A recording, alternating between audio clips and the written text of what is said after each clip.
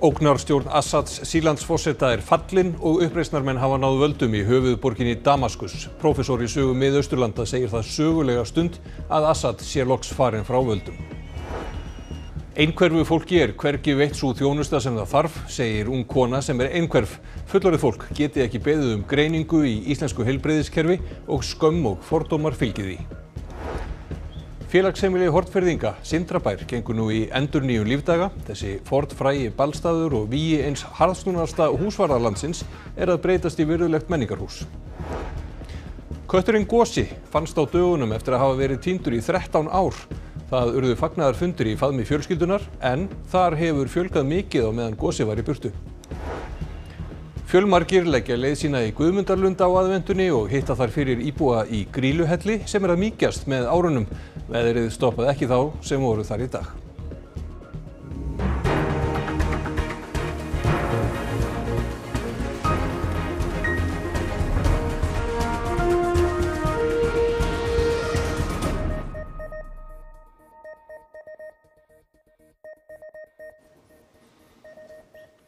Gott kvöld.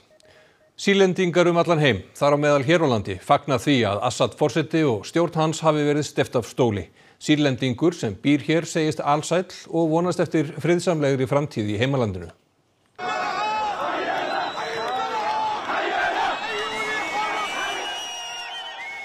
Myndir sem þessar hafi í dag borist víða að frá Sýrlandi. Íbúar að fagna því að forsetinn hafi sagt af sér og flúið land.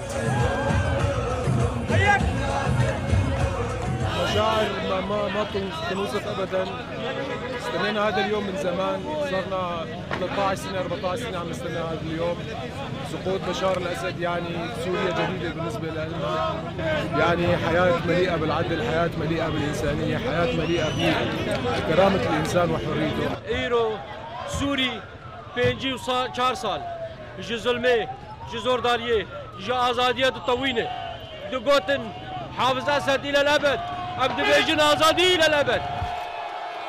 Uppreisnarmenn hafa síðustu daga náð á sitt vald, hverri borginni á fætur annarri og í gærkvöld náðu þeir höfuðborginni Damaskus. Örtröð var við landamæri Líbanons að Sýrlandi og einnig við landamærin að Tyrklandi. Fólk sem flúði eitt blóðugasta borgarastríð í seinni tíð ætlar nú margt að snúa aftur. 13 senedir buradayım. Burada üniversite okudum, çalışıyorum. 13 senedir çocuklarım burada oldu. Ama bugün hem ben hem çocuklarım hepimiz mutluyuz. Humus'a geri döneceğiz. Artık vatanımız var. Bugün hayatımda 40 senede öyle bir düşünmek hissetmedim. Öyle bir hissetmedim. Suriye tekrar Esad gitmiş. Allah elhamdülillah bir şey bilmiyorum nasıl diyeceğim. Ama çok mutluyuz abi. Dani, eitthvað vitað hvað varð Assad? Já, hann kominn til Rússlands. Það var mikil óvissa í alla nótt og fram eftir degi hvert hann hafi eiginlega farið. En svo greindi rússneski ríkisfjölmiðlar frá því núna síðdegis að hann væri kominn þangað og að fjölskyldan hans hafi fengið hæli þar. Og Rússar hafi auðvitað verið miklir bandamenn Assad stjórnarinnar allt frá því að stríðið braust út. En hvað vitum við þessa uppreisnarhópa sem að ná völdum í Sýrlandi? Það mikil óvissa varðandi þá bara eins og eiginlega allt í Sýrlandi þessa dagana. Við höfum samband við Magnús Þorkel Bernharðsson, prófessor í sögu Mið-Austurlanda í dag og hann sá okkur að það væri vitað að þeir væru kannski svolítið svona tækifærisinnar, væru kannski vanari því að vera í stjórnarandstöðu og gagnrýna, hafa ekki reynslu af því að stýra stóru landi eins og Sýrlandi, en líka að í starfseminni þeirra þá væri ekki svona djúp hugmyndafræði. Þannig það virðist verið eins og núna að þeir eru miklu tækifæri sinnar en það sem kannski þeir hafa ekki mikla reynslu og þeir hafa sannlega ekki mikla reynslu að stjórna stóru landi og flóknu landi svo Sýrlandi en það sem þeir hafa verið að gera hingað til það margt sem bendir sem gerir stöðuna jákvætt að það blóðsúthellingar fram að þessu hafa ekki verið miklar það jákvætt örulegi hafi þeir verið að tryggja það að sé ykkur svona framlegging á stjórn al-Assad, landið að rúlla áfram og þeir ekki að steypa öllum á stóli og það gefur til kynna að þeir hafa áhuga viðhalda ykkur stöðuleika og í Í þriðja lagi þá eru þeir tilbúin til þess að vinna með hinum uppreisnarhópunum líka og þar er leiðandi að reyna að mynda eitthvað svona samstillið stjórn. En myndirnar sem við sjá frá Sýrlandi, þetta er mikil söguleg stund, það er mikil gleði og bara fögnuður og léttir að þessi ógnarstjórn loksins er fallin og þar er leiðandi eru Sýrlendingar að reyna að vega að meta hvað er rétt og hvað er rangt og hverjir eiga að treysta og hverjum ekki að treysta. Það eina sem ég vona er að þetta bara fari ekki úr böndum og fólki taki lögin í eigin hendur, að þá getum við verið sjá svolítið erfiðan vetur framundan í Sýrlandi. Og Dagný, þú hittir Sýrlending sem að flýði borgarastríðið hingað til lands og hver voru viðbrögð hans við þessum tíðindum? Já, hann var sá fyrsti sem flýði borgarastríðið í Sýrlandi til Íslands og honum eins og mörgum öðrum var mjög létt og hann vonar auðvitað bara að nú blasi við bjartari framtíð í heimalandinu. It's complicated, first emotion, I can't say happy. There's feeling more than happiness. And you remember everything, what happened. It's 12 years, not 1 day, 2 days, what's happening to my people, to my country. Finally, our homeland start to smell the freedom. So yes, I'm happy. Have you talked to your friends and family? They didn't let me sleep even. This is the actual fact. Nobody could sleep last night. Nobody. So they are relieved like you? More than you imagine. And Jamil hefur verið í sambandi við vini og fjölskyldu allan heim í dag, enda höfðu milljónir flúið stríðið í Sýrlandi. Öll vonast þau eftir friðsamlegri framtíð í heimalandinu. We are afraid from bad scenarios like what happened in other countries like Libya, for example. Sadly, bomb cars start today. Einhverfu fólki er hvergi veitt sú þjónusta sem það þarf, segir ung kona sem er einhverf. Margir vilja ekki segja frá því að þeir greinist vegna fordóma. Ætla má að einhverfir yfir 18 ára séð að minnstakosti 7.000 hér á landi. Engin greiningarstöð er á landinu fyrir fullorðna og fólk oft ranglega greint með geðræn veikindi. Lagt er til í nýrri skýrslu heilbrigðisráðuneytisins að opna þjónustu og þekkingarmiðstöð fyrir einhverfu en mikil vanþekking sé á þessari röskun í heilbrigðiskerfinu. Aðalheiður var 32 ára þegar hún var greind einhverf. Ég græt á gleði, bara þvílíku léttir út af því áður hafði fengið þess að greiningu að ég væri þunglynd með þvílíkan kvíða og síðan var að tala það var eitthvað annað sem ég átti að fara í tjekk og eitthvað, það var datt engum í hug að ég gæti verið mögulega einhverf. Einhverfa er taugaröskun en ekki geðröskun, en henni fylgir skömm eins og Aðalheiður komst að þegar hún fekk sína greiningu. Að þá voru margir sem hafði samband við mig og segðu, já, ég mun aldrei segja fjölskyldunum mínum eða hvað þá vinnufélagunum, ég er einhverf. Fólk breytir hegðun sinni þegar það veit einhverfina eins og reynsla Aðalheiðar er úr háskólanáminu. Leið og ég segi frá því að ég er einhverf, þá droppa þau tónin svona eins og barn. Svona ég sé bara svona eitthvað leikskólabarn sem bara, já, og hvernig gengur? Ertu svona dugleg? Fólkið reynir að falla inn umhverfið með því að setja upp grímu í samskiptum. Kvíði og sjálfskaði er algengur og einhverfir er 9 sinnum líklegri en aðrir til að falla fyrir eigin hendi. Varnir taugakerfisins er oft litlar fyrir áreiti í margmenni. Einhverfir eiga margir sameiginlegt að vera ofurnæmir fyrir umhverfinu eins og fyrir lykt, ljósi og hljóði. Við heyrum hljóð með rafmagni, við erum ótrúlega viðkvæm loftræsikerfi og við heyrum svona alls konar hljóð miklu hærra. Og ég var komin 30 þegar ég vissi að það heyri ekki allir í rafmagni. Leita má til einhverfu samtakana hér á landi vilji fólk fræðslu. Engar veigamiklar hindranir hafa til þessa komið upp í stjórnarmyndunarviðræðum Samfylkingarinnar, Viðreisnar og Flokks fólksins og því taldar meiri líkur en minni á að flokkarnir nái saman eins og staðan er núna, samkvæmt heimildum fréttastofu. Engir formlegir fundir hafa verið milli formannanna 3 í dag en þær hittust í gær á heimili Ingu Sæland formanns Flokks fólksins. Nýta átti daginn í dag í frekari vinnu í tengslum við viðræðurnar en stefnt er að því að formennirnir hittist á morgun. Konur í Afganistan mótmæla harðlega að talibanar hafi bannað þeim að stunda nám í heilbrigðisvísindum, svo sem ljósmóðurfræðum og hjúkrunarfræði. Það var eitt af því fáa sem konur í landinu máttu mennta sig í. These actions must be stopped immediately and the Taliban leaders must be prosecuted and held accountable. Myndbönd sem þessi hafa sést víða á samfélagsmiðlum síðustu daga. Þar mótmæla afganskar konur banni talibana við því að þær sæki sér nám í greinum heilbrigðisvísinda. Talibanastjórnin hefur ekki gefið út formlega yfirlýsingu bannið. Menntastofnanir tilkynntu konum í byrjun síðustu viku að öllum kennslustundum hafi verið frestað og fregnir hafa borist að því að tilkynnt hafi verið bannið á fundi talibana á mánudag. Bannið hefur verið fordæmt víða heim, meðal annars af mannréttindaskrifstofu Sameinuðu þjóðanna. The ban against women in Afghanistan attending classes at private medical institutions is yet another direct blow by the de facto authorities against Afghan women and girls.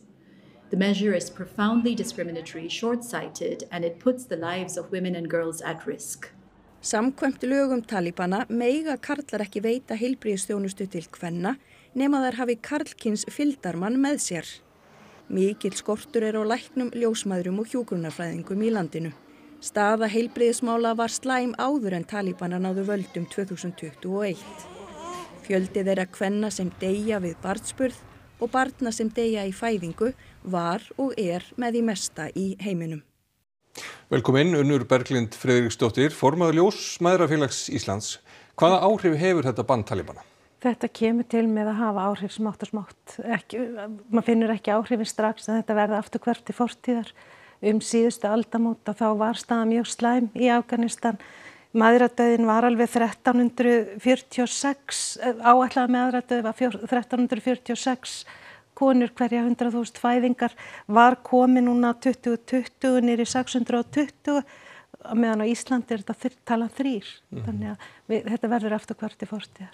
Og þegar fram í sækir þá neyðast konur til þess að fæða börn án aðstoðar ljósmæðra? Já. Og það hefur tölurnar eru að ég fann tölur frá 2003 að þá talið að svona 14,3% kvenna hafi verið með heilbrigðismenntaða manneskju með sér í fæðingu. Talan var komin upp í árið 2023 var hún komin upp í 67,5%. Þannig að við eigum eftir að sjá þessa tölu falla aftur. Og það líka konur eiga svo erfitt með að sækja sér heilbrigðisþjónustu því þær mega ekki fara einar, þær þurfa að vera með karlmann með sér, þær mega helst ekki leita aðstoðar hjá karlmannum og það hefur verið erfitt fyrir kvenheilbrigðisstarfsmenn eins og ljósmæður og kvenkynsfæðingalækna að þær hafa til dæmis ekki geta hringt eftir því sem við okkur finnst eðlilegt að hringja eftir rannsóknarniðurstöðum eða hafa samband við blóðbankann af því að ef það eru karlmenn starfandi þá mega þær ekki eiga samskipti við karlmenn. Það er algjör aðskilnaður kynjanna núna og þannig að þetta hefur verið slæmt en nú versnar þetta ennþá frekar því þetta var í raun og veru eina vígi sem var eftir þar sem konur máttu mennta sig. En heldur að það verði hægt að fá þessu banni hnekkt? Ég vona það. Ég ætla að leyfa mér að vera bjartsýn að þessu verði hnekkt. Og þið hafið verið í sambandi við alþjóðasamband Alþjóðasamtök ljósmæðra, já. Og þau eru búin að vera að reyna að hafa samband við ljósmæðrafélagið í Afganistan. En það hefur ekki borið árangur, þau fá ekkert svar frá þeim. Einmitt. Takk fyrir komuna. Vígi eins harðsnúnasta húsvarðar landsins, félagsheimilið Sindrabær, að breytast í virðulegt menningarhús. Þar hefur Tónskóli Hornafjarðar verið með aðsetur og aðstaða til æfinga og kennslu verður fyrsta flokks.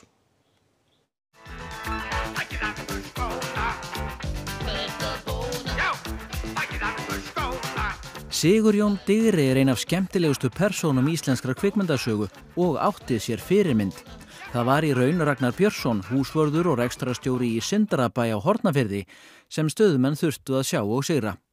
Núna þó ekki verið að skúra út balsvita í Sindrabæ heldur sópa upp brotsteipu og sægi. Allsherjar endurbætur standa yfir í húsinu öllu. Og þetta stór framkvæmd. Við erum í svona 3 verkefnum sem eru svona þessum skala og þetta eitt af þeim og síðan erum við náttúrulega að byggja við leikskóla og byggja hjúkrunarheimili. En þetta eitt af þeim stærri og þessi framkvæmd eitthvað staðar í kringum 400 milljónir og við förum alla leið og við ætlum að gera þetta eins og best verður ákosið. Bygging húsins hófst árið 1955 og tók mörg ár því safna þurfti styrkjum í verkið og voru gárungarnir farnir að kalla húsið Bethlehem.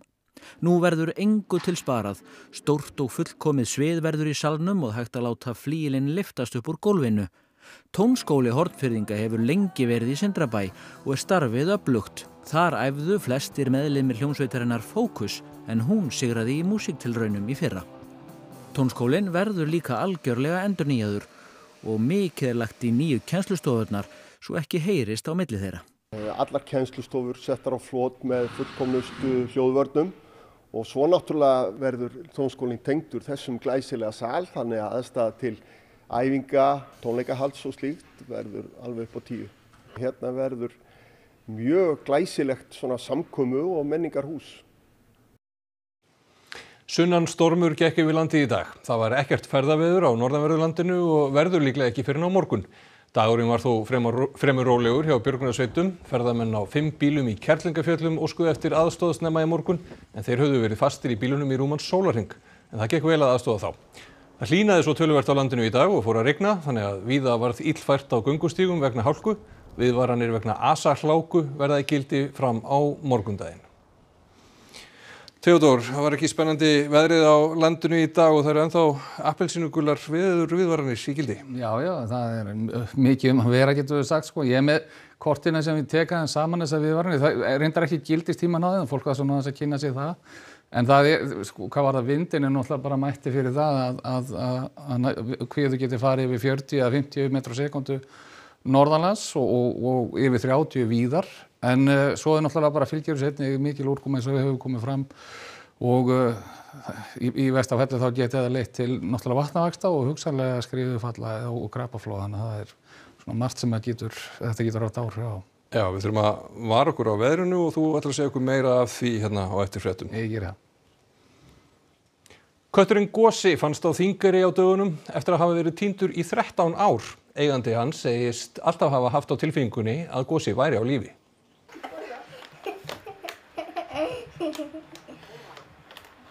Gosi var 2 ára félagslyndur og forvitinn köttur þegar hann lét sig hverfa sporlaust á Þingeyri árið 2011 þar sem hann dvaldi sumarið. Hann fannst ekki þrátt fyrir mikla leit. Maður heldur náttúrulega í vonina fyrst sko og svo kannski þegar líður upp undir ár þá fær náttúrulega svona að dvína vonin en ég hafði alltaf á tilfinninguna að hann hefði ekki dáið af því að við hefum keyrt á hann eða eitthvað slíkt. Hann heitir Gosi og hann var mjög forvitinn og ég held svona að einhverju forvitni að bara laumast upp í bíli eða eitthvað hjá einhverjum og farið af svæðinu sko. Á dögunum náði auglýsing á Facebook athygli Friðriku en henni fannst hún kannast við kisa og hann var fangaður í búr á Þingeyri. Hún hafði samt efasemdir eftir öll þessi ár. Og þegar konan sendi mig mynd og sagði mér að leið hann opnaði fellibúri, fyrsta sem hann gerði var að biðja klapp, þá var ég bara, já ok, þetta er Gosi. Örmerking staðfesti grun hennar. Friðrika segist gjarnan vilja heyra ef einhver kannast við Gosa eða hafa hýst hann eða fóðrað síðustu ár. Hann fékk ágætis skoðun hjá dýralækni þrátt fyrir að vera komin á efri ár og hafa verið á vergangi árum saman. Hann er dálítið sjóndapur og magur en er allur að braggast og þiggur allt klapp og knús sem býðst. Gosi hefur kannski ekki mikið breyst en það hafa heimilsaðstæður Friðriku. Hún býr með manni og 4 börnum, hundinum Esju og kettinum Úlla. Börnin eru öll yngri en Gosi sem er orðin 15 ára. Hann fær að vera hérna kaffihús og köttur upp í hesthúsi. Þangað til að það er búið að bólusetja hann eftir jól og þá svona ætlum við að sjá hvort hann geti ekki liðið vel heim í okkur. Svo bara allt í einu þá kom annar kýs á heimil okkar. Og 13 ár, það er eiginlega allt og mikið fyrir mig. Hvernig finnst þér Gosi? Það er mjókur. Hörðu, að fá Gosa er bara, ég veit ekki, það kemur allt svo óvænt. Bara magnað? Já, það er bara stórkoslegt.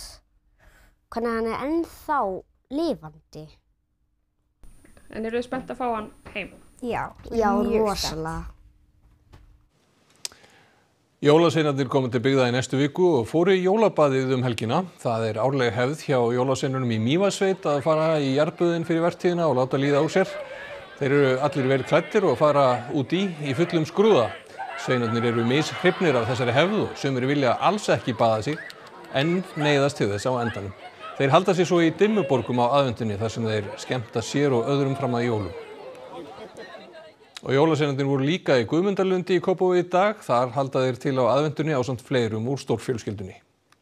Það kannski ekki jólalegasta veðri hér í Guðmundarlundi í dag, en það hins vegar ansi jólalegt að fara hér í vasaljósagöngu í skóginum.